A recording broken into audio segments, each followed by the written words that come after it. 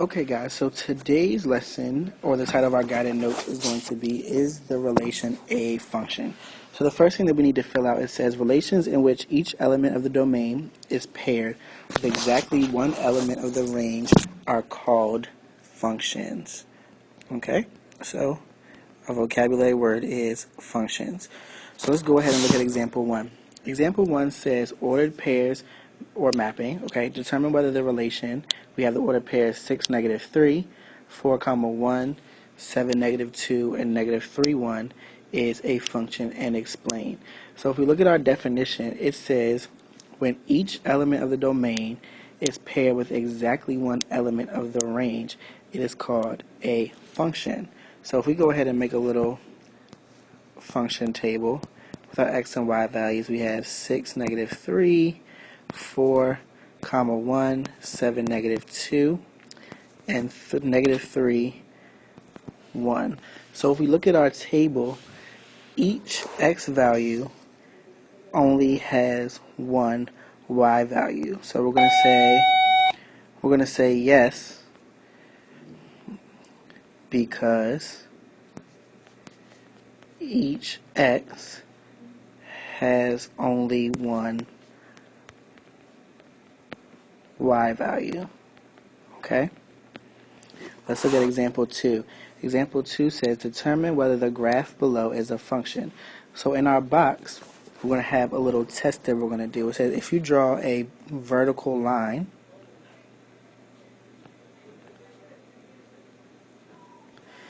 through each value of x, the line passes through just one point of the graph, then it represents a function. So this is what we call our vertical line test. So if we draw a vertical line through any point of our graph, it only passes through one point. So if it passes through one point, that means it is a function. So let's practice using these two methods. Alright, so let's keep going. It says using example 1 as your guide, determine whether each relation is a function.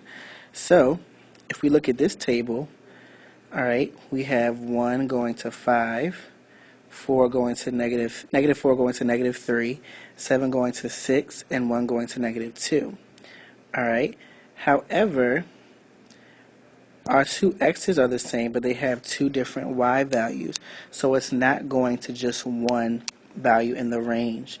So no, this would not be a function, because 1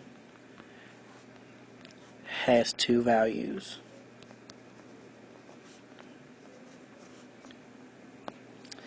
Alright, let's keep going. We have -3, -3, -3, 4, and -2, 4.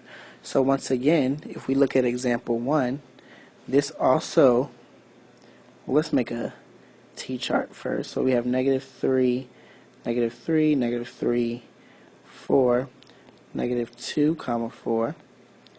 Alright, -3 goes to -3 and +4. So we're going to say no, because -3 has two y values.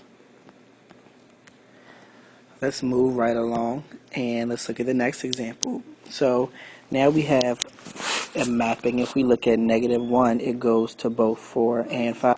So if we look at -1, it goes to 4 and 5. So therefore, this is not a function, once again, because -1 has two y values.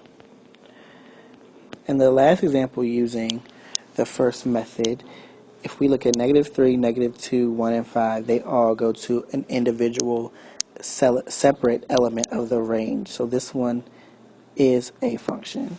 Alright, so let's keep going. Alright, the last few examples, we want to use our method that we found out in example 2 using the vertical line test. So if we look at this example, we'll just call this example 1. Alright, if we draw a vertical line at any point on our graph, it doesn't intersect more than once. So yes, this is a function.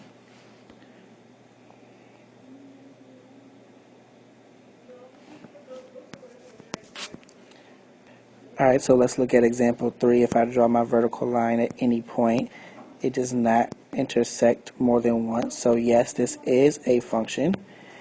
And last but not least, alright, so example 4.